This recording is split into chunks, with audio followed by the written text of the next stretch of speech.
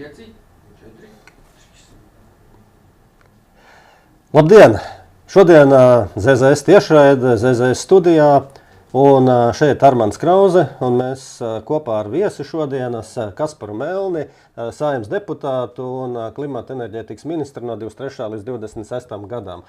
Un apspriedīsim aktuālos jautājumus, kas ir saistīti gan ar enerģētiku, gan ar citām jomām, un arī ar pārtiku. Un, protams, arī kaut ko interesantu noteikti Kaspars pastāstīs pats par sevi personīgi.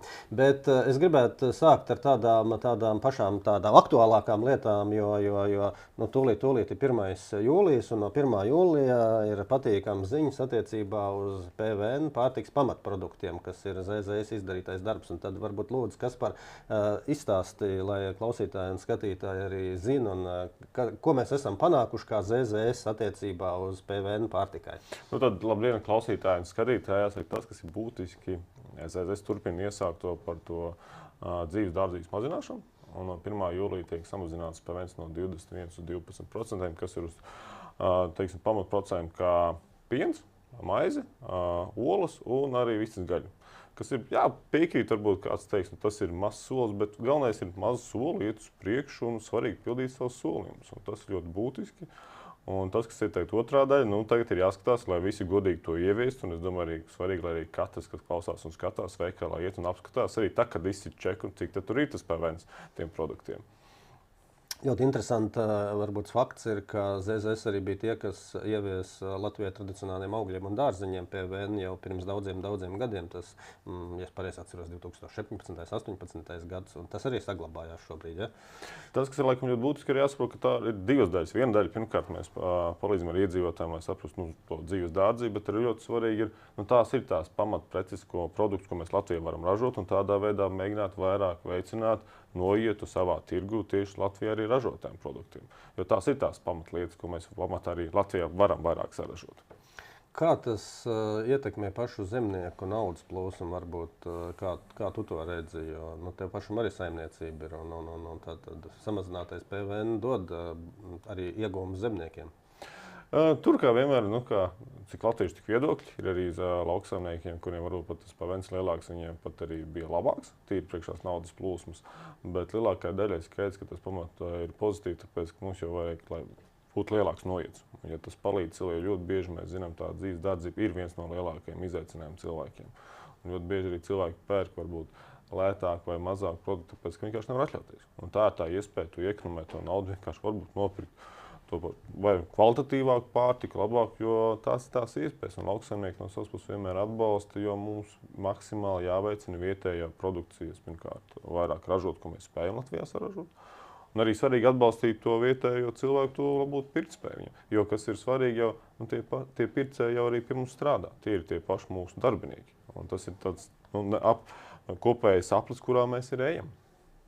Vai tu uzskati, ka faktiski vajadzētu visai pārtikai un arī ēdināšanai samazināt PVN? Jo es varbūt daudzi nezinu, Eiropā ir tikai, man liekas, 5 valstis, kur nav samazinātais PVN. Latvija tagad, protams, arī ir daļai ar samazināto PVN, bet tātad Lietuva, Igaunija, Bulgārija, Dānija, man liekas, ir tās valstis, un Latvijā, kur nav visiem. Pārējās visās Eiropas valstīs ir pārtikai un arī bieži vien ēdināšanās samazināts PVN, un būtiski ir valsts, kur ir 0. Ir valsts, kur ir 5%, 9% dažādas tās likums.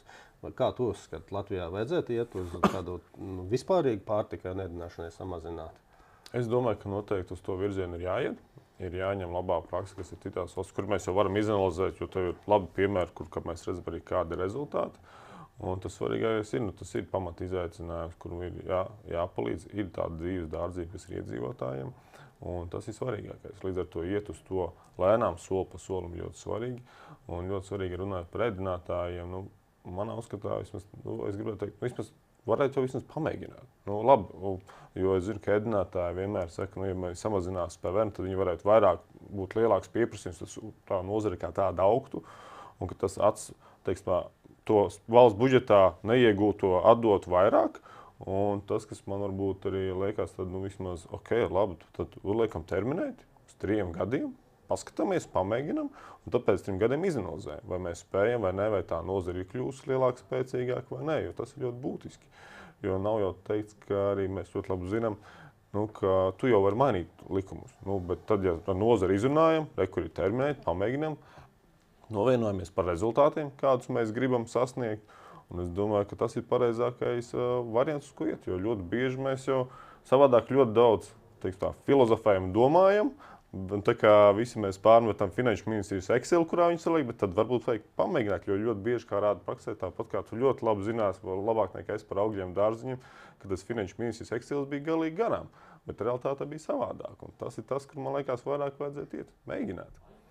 Tā ir, kad bieži vien amatpersonas ierēģiņi skatās no Excel, bet saliekot dzīvē, tas nozīmē, ka ja uzņēmējs var savu naudas plūsmu stabilizēt, viņš arī sāk godīgāk maksāt nodokļus, un tie ieņēmumi, starp citu, no augļu un dārzeņu PVN samazināšanas bija ļoti, ļoti būtiski, jo pirms tam centrāli tirgoja preces bez čekiem, bez dokumentiem, un tās nebija Latvijas, tās bija no Polijas ievestās. Un tad, kad šo PVN samazināja, tad šis pelēkā zona pazuda, un tas ir ļoti labi. Pēc citu par šī gada 1. jūlija, kad tiek samazināts, ZZS arī ļoti uzstāj uz to, ka vajag cūgaļu, bet tās ir politiskas diskusijas, un šī gadījumā vienotība nepiekrita, ka tiek samazināts PVN plašāk, un tas ir tas, ko mēs panācām. ZZS pozīcija ir PVN vispār visai pārtikai samazināt, bet rezultāts ir šāds.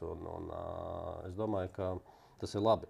Bet runājot par vietējo atbalstu, mēs varētu iet pie nākošā jautājuma, un tas ir vietējums jāatbalsta. Tagad situācija šogad bija izveidojusies, ko es ziņās lasīju, ka Latgales pusē dēļ tiem dronu uzlidojumiem ir turismā ļoti kritiska situācija. Sāk atteikt viesnams, kas ir cilvēki, ko bija norezervējuši. Ir pat Latvijā pašvaldības, kuras ieteica nebraukt ekskursijās skolēniem uz Latgali. Un tad arī valdība pieņēma kādu atbalstu turismam. Varbūt izstāst detaļas, jo es arī neesmu ļoti informēts, kāda ir tā situācija un ko tā valdība nolēma, kā atbalstīt Latgalē šo te. Jāsaka ar to, ka situācija joprojām ir neapskaužama. Pirmkārt, nav jau runa tikai par to, ka atceļ rezervāciju, bet arī pasākumu stipri tiek pārveidot vai vispār notiek vai neko lielāku pasākumu. Jo neviens nevar garantēt to, ka ja kaut kur pasākumu nedod Dievs, kāds drons lido, tad pasākums tiek uzreiz atcelts. Un organizētāji nevienam netiek kompensēts nekas. Līdz ar to skaidrs, ka tiek organizēt pasākumu. Kādus kā koncerts vai lielāks ir stipri tie riski, kur, ja tev ir iespēja rīkot Latgalē vai kaut kur citur Latvijā, tad skaidrs, ka uzņēmēji izvēlās rīkot kaut kur citur, kas ir, diemžēl, liels zaudējums vispār Latgalē kā tādai. Tas, kas mūs satrauc, būtu arī Latgalē vairāk runāt ar pašvaldībām un ar iedzīvotājiem, ir to, ka arī tiek atceltas, diemžēl, arī jauniešiem nometnes. Vasarā ir ļoti populārs Latgalē nometnes, jo tiešām mums ir ļoti kolosāla ezera uz zemi, ļoti skaista daba.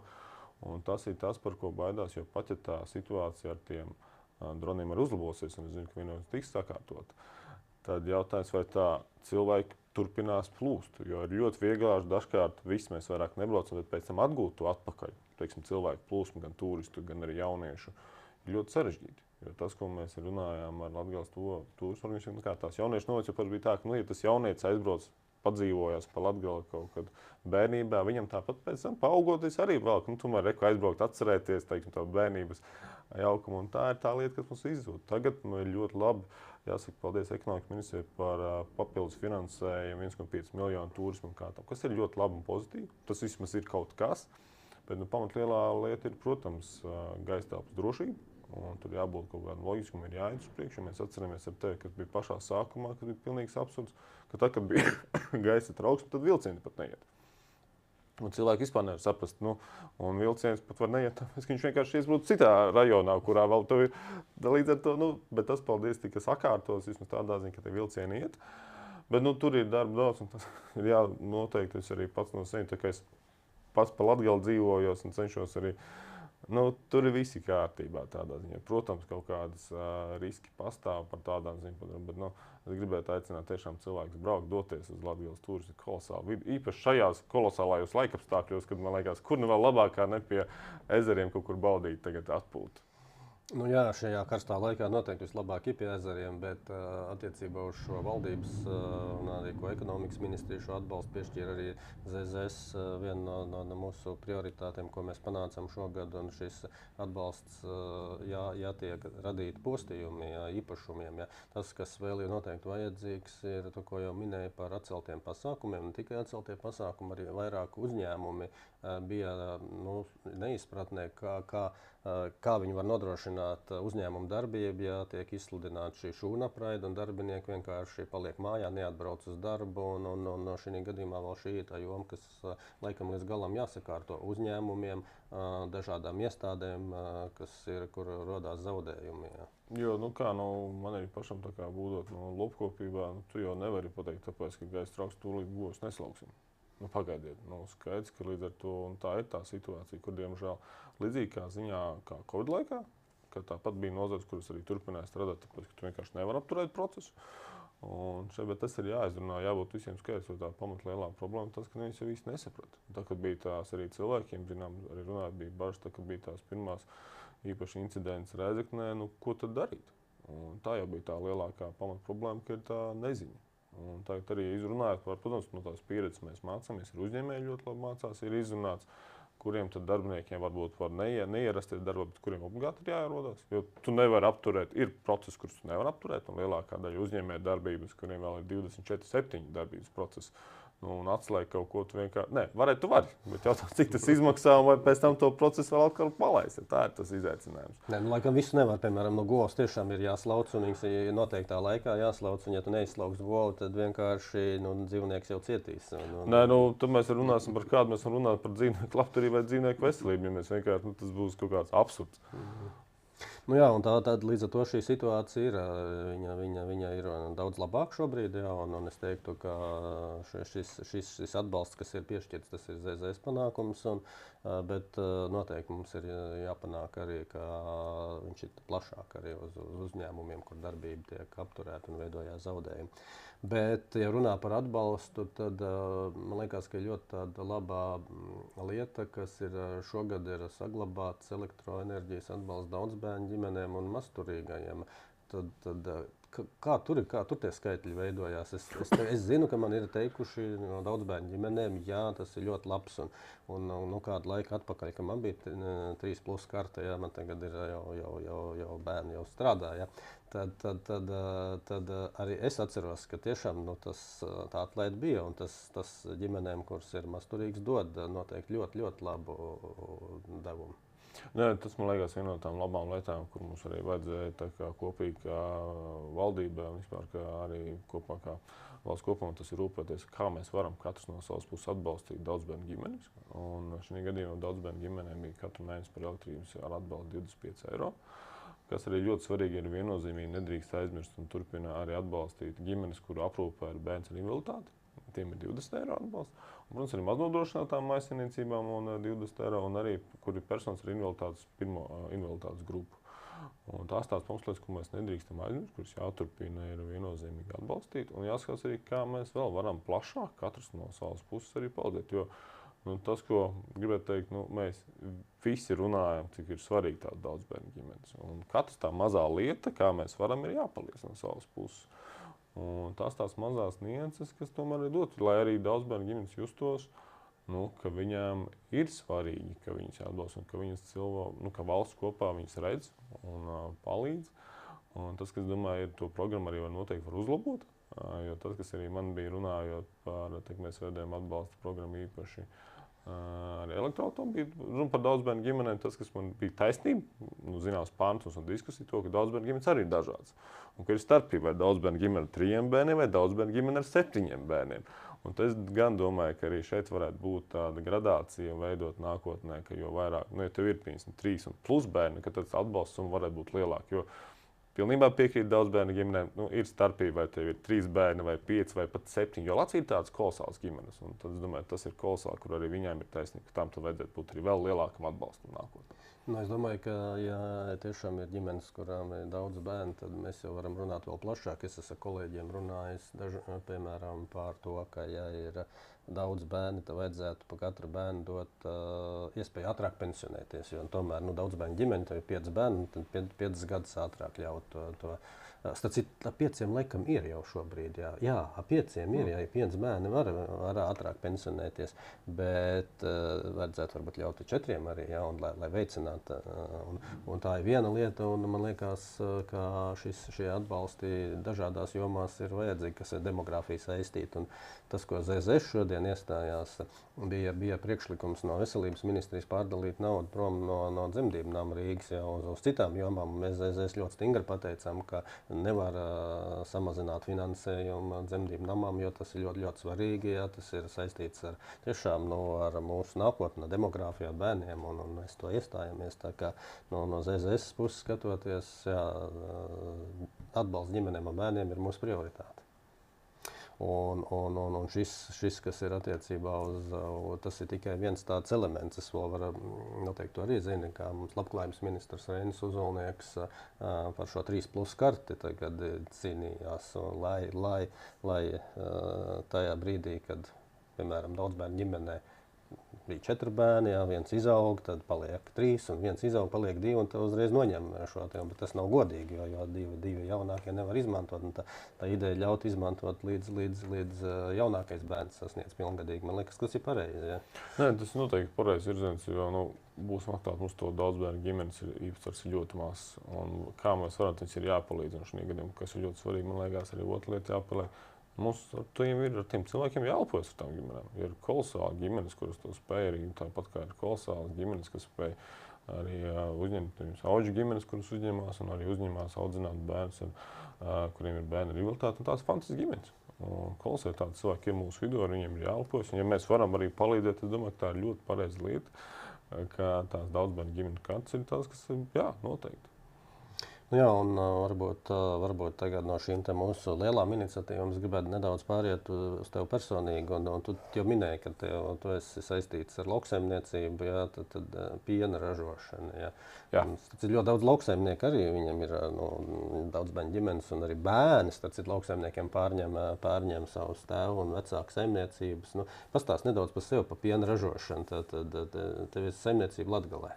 Jā, jāsaka, laikam, ko es pats arī esmu no daudz bērnu ģimenes. Līdz ar to, tajā laikā, protams, nebija daudz bērnu ģimenes kartes, bet līdz ar to mēs, protams, kad es dažkārt smējos, tāpēc es arī varbūt dažkārt ātrāk tā kā es smējos, jo kādreiz, tāpēc, ka daudz bērnu ģimeni augot, cilvēki sapratīs, tāpēc parasti sasmējāmies par to. Bet jā, mums ir saimniecība Latgalē, piena lopkopības, kur jāsaka liels paldies, jo tēvs ļoti labi, veiksmīgi vada, un tur arī kopā ar viņu mēs esam strādājuši. Arī patreiz arī tas tā kā, tu ļoti labi zini, tiem, ka mēs saimniecības, tu aiziet, viņus nevar, tāpat tu tur esi, un tāpat te visā procesā esi. Un tā ir viena no tām nozarēm, kas ir ļoti smaga, jo tas, kas ir būtiskāk, ka 24/7 tev ir procesi, jo jānodrošina slaukšana, visi procesi, kas ir izaicinājums. Bet tāpat laikā ir kolosāls progress aizgājis. Mēs nevaram salīdzināt tās tehnoloģijas, kas bija. Man ļoti patīk, kad es runāju ar cilvēkiem, jau varbūt tādā ar lielāku dzīves pieredzi, tad viņiem stāsta, ka patreiz tev robots slauc govs, viņiem liekas, tas tā kā, zvaigžņu staru kosmosā, kā vispār tas var būt iespējams. Bet tās tehnoloģijas iet un attīstās. Un tas varbūt to, un man ir interesanti, ka pats cilvēks, tiešām, es gribu redzēt savā dzīvē. Tad tu rādi video vai aizbrauc uz saimniecību parādi, un cilvēkam tas liekas kaut kas vienkārši, neaprakstāms, jo 20 gadu atpakaļ, tad, man liekas, cilvēkiem pateikt, ka tev robots slauks goju, cilvēki, tur izdomāt gan izvēl šausmu stāstus, es domāju, kā tas būtu. Bet tās tehnoloģijas nāk, viņas atvieglo ļoti dzīvi, un tas, kas arī tev pirmkārt palielina kā produktivitāti, skaidrs, ka tas, kas paliek arvien izaicināks, ir atrast cilvēkus, kas ir gatavi strādāt laukos. Vispār strādāt, ka tā ir grūti atrast, bet ja vēl kur strādās lopkopībā, kas ir ar dzīvniekiem, jo tur tev ir jāpatīk tavs darbs. Ja tev nepatīk dzīvnieki, tad tas ir viennozīmīgi, nenāc. Tad tas nav tavs, nevajag, paldies. Un tur ir forši izaicinājumi, bet tas, ka laikam ir tā viena no tām kolosālākajām lietām, kas ir lopkopībā, tas darba process jau ir forši. Tur, kā tie paši dzīvnieki vienmēr ir interesanti. Tas, kas man vienkārši fascinē, tas ir, ko tik tie dzīvnieki neizdomā, jo, Man liekas, tie, kas nāk no lopkopības, vienmēr zina, ka tev kaut kur ganāmpulkā ir kāda gudriniece, kur tu pēc tam mēģini izskiet ārā, kur vienkārši visu lauž. Un ir specifiski tādas gojas, un viņas slēpjas. Tas ir vienkārši fenomenāli. Tad tu mēģini to dzīvnieku notvert. Viņš vienkārši lauž iekārtas. Bet tāda ir, un tas ir tas faktors, ko vienā citā nozarē laikam nav kā lopkopībā. Un tad tas viss process ir un arī, protams, gandarījuma sajūta. Tas tā kā kolektīva sabiedrība, kāds palaidnis, kas kaut ko tur... Protams, un ir dažādi raksturi, un ir tādas, kuras, un tad ir barvedes gudrākas, un tad ir tādas, kuras, piedodiet, visu kaut ko izdomā, un tas to visu procesu lauž. Tāpat kā tas pašs ir, mēs jau redzam pēc tā paša laukšanas robota, ir gojas, kuras ienāk iekšā un ir mierīgas, ir kuras vienkārši laužas pārdās, kuram nepatīk. Tur ir katrs cilvēks, tāpat kā mēs kā cilvēki esam dažādi, arī gotiņas ir dažādas, un tas ir kolosāli. Bet daudz klausītāji varbūt tiešām nezina, ka mūsdienās jau faktiski ļoti liela daļa saimniecības pāriet uz robotiem, un viens robots, ja es pareizi zinu, ir kaut kāds 50-70 govs. Cik viņi var apkalpot? Tur jau viens robots ideālākajā gadījumā ir 75 govs. 75, jā, bet tas ir pie tāda, ja tev ir labi noregulēts process, ja tev ir labas gotiņas, un ja tur jāsaprot arī, tā arī otrā puse ir kaut kāda brāķēšana, jo tur ļoti būtiski svarīgi, lai cik tā ir, kas ir robotiem piena atdeve. 75 tas ļoti labs, ir kur arī pat vairāk Latvijā ir govs un roboti, ir kur arī varbūt arī mazāk. Un tas ir tāds ļoti individuāli, jo tur, lai izkoptu līdz tādam maksimumam, tur jāatzīst tiešām cilvēki gadiem izkop arī ganāmpulku. Kad tev tās govs ir, pirmkārt, viņas ir mierīgas, un kur arī jāatzīst otru pusi, ne visām govīm patīk robots, ne visas var iedzīvoties tajā robota slaukšanas ritmā. Viņai nepatīk un ne pa kam. Un tas ar to visu procesu sāk izjaukt. Bet tas nozīmē, ka jau faktiski ir tāds neliels saimniecības, jo es zinu, ka arī neliels jau pārgājuši un iegādājās robots, tāpēc, ka tas nav, lai klausītāji nedomā, ka tas ir tikai priekš lielām saimniecībām, ja? Tas jo mūsdienās ļoti maz saimniecības ir tāds, bet kur ir tur 5, 7, 10, 11 govis, jau cilvēkiem jau ir daudz vairāk, un arī šīs 50 līdz 100, kas ir tiešām maz saimniecība mūsdienās, viņus arī jau pāriet uz robotiem. Es pat gribētu teikt, ka roboti ir pamatā radīti un domāti priekš tādām mazām saimniecībām, ģimenes saimniecībām. Jo, man liekas, arī Latvija ir tāds no foršākajām saimniecībām, kur ir 2 roboti, kaut kur aptuveni 100 gotiņām, un tad ir īstenībā parunājot ar cilvēkiem. No tāda biznesa viedokļa tev pat ir vislabākā rentabilitāte. Ja tad parasti tad vīrs ir tas mehāniķis, kas pieskata robotus, tad parasti sieviete, kad pa vetāšu vairāk pieskata, un tad tā saimniecība arī tā ļoti forši strādā. Tā kā arī viņiem pašiem runājot, tad tev pašam varēja tā ģimenē nav jābūt piesietam pie govs, bet tad tu vari tajā pirmkārt no rīta apskatīties, tev ir atnākušas telefoni, kādas ir kļūdas un kādas ir bijušas. Varbūt tev tiek nodalīti jau dzīvnieki pa nakti, kuriem ir kaut kādas veselības problēmas, un tas process ir daudz automatizēts, un tev nevajag. Tā ģimene ir arī var aizbraukt kaut kur svētkos, var aizbraukt kaut kur projām. Tev nav jābūt katru dienu, tā kā kādreiz bērnībā, kā mūsu vecāki atceros, nevarēja nekur aizbraukt, tāpēc, ka kādam vajadzēja govi izslaukt. Tas nebija tā, ko es gribu, nē, tev bija katru dienu noteiktā laikā jābūt. Un arī mēs esam rēķinājuši ar dažiem arī uzstādīt iekārtu, un es teiktu, ka vislabākā rentabilitāte ir tieši tādām ģimenes saimniecībām, kas ir forši saplānotas. Tas ir 2 roboti, aptuveni ap 100 gotiņām, tāds foršs projekts, un tur ir īstenībā ļoti kolosāli. Interesanti. Kāds tev saimniecībā izslaukums apmēram vidējais ir? Mēs par to cīnāmies, ļoti cīnāmies. Tas, ko man liekas, ir mainām to filozofiju, varbūt arī paši pie sevis, ka vairāk necīnāmies par izslaukumu, teiksim tā, to lielo izslaukumu, bet vairāk cīnāmies par to, ka sarēķināt, kur tev tas optimālākais izslaukums ir starp to, ko tu dod barības devām, tur arī tādi mikroelementi un vitamīni, un starp to, cik tu dabū tā pienārā. Un tas, kas ir, man liekas, ir kaut kur aizgājis greizi.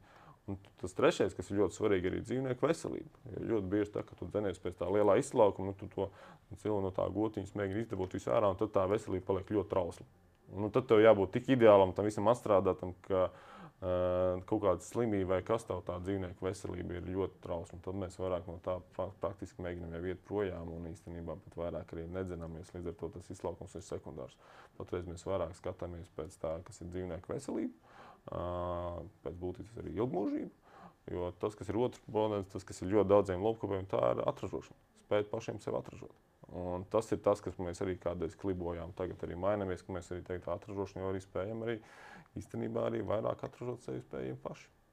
Pie lieliem izlaukumiem vēl viena lieta, ka piens satura mazāk olbaltumu, mazāk taukus, un faktiski viņš tāds ūdens, ja tu nedod ļoti labu barību. Ja? Un tas ir tas, kas faktiski pārstrādē, lai mēs dabūtu labāku sieru, dabūtu labāku biespienu, visas produktus. Ja? Mums jau vajag gan olbaltumu, gan tauku. Tas ir tas, kas kādreiz, tas ir tāds, kur zinām jau pats sistēma veidojas, tāpēc, ka savu laiku, tad, kad tika maksāts par piena litriem, tad visi zinās uz to, ka tur arī, kā tu pareizi minēji, ka tev tas olbaltums un tauku saturs pienā ir mazāk svarīgs, jo tev vajadzētu apjomu.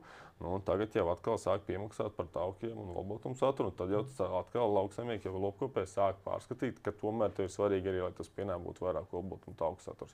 Bet to jau nosaka parasti jau tirgus paradiem pircējs, tas, kas to pienu iepērk, viņi arī skatās. Un lauksaimnieks jau pielāgojas, par ko tu vairāk var nopelnīt, par to piena apjomu vai par to saturu, kas ir pienā.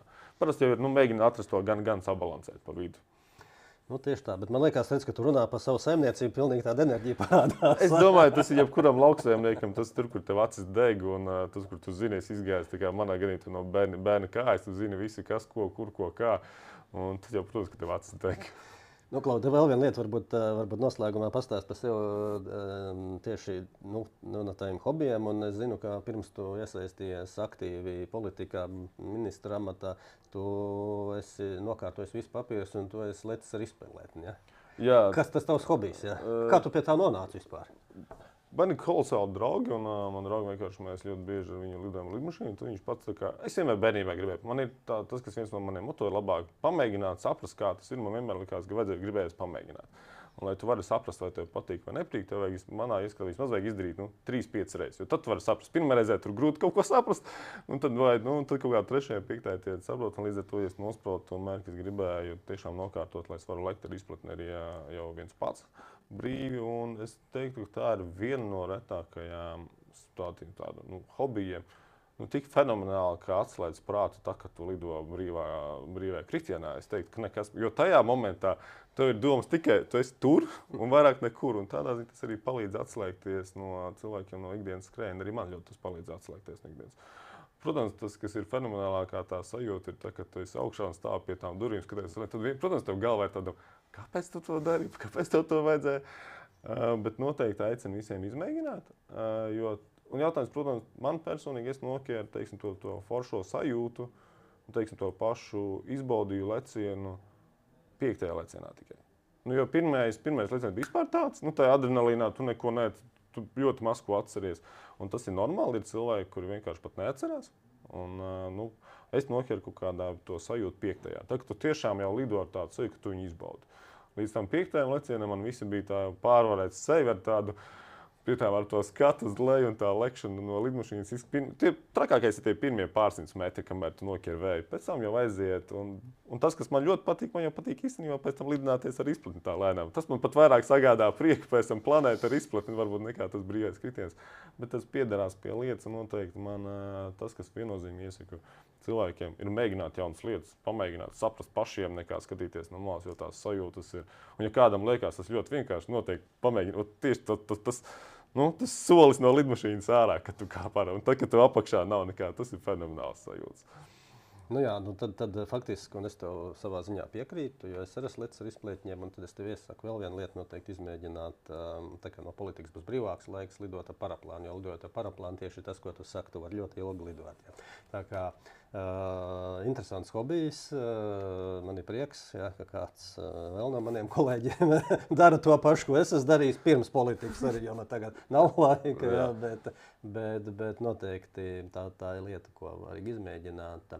Un paldies, jāsaka, Kasparam Melnim par šodienas interviju, un es domāju, ka par lauksaimniecību noteikti mēs vēl tiksimies, mēs varam parunāt ļoti daudz dažādas interesantas lietas un arī pat ieteikt lauksaimniekiem, kā saimniekot, lai tiešām nopelnītu vairāk. Jā, paldies tev, Kaspar, un lai veicās. Paldies!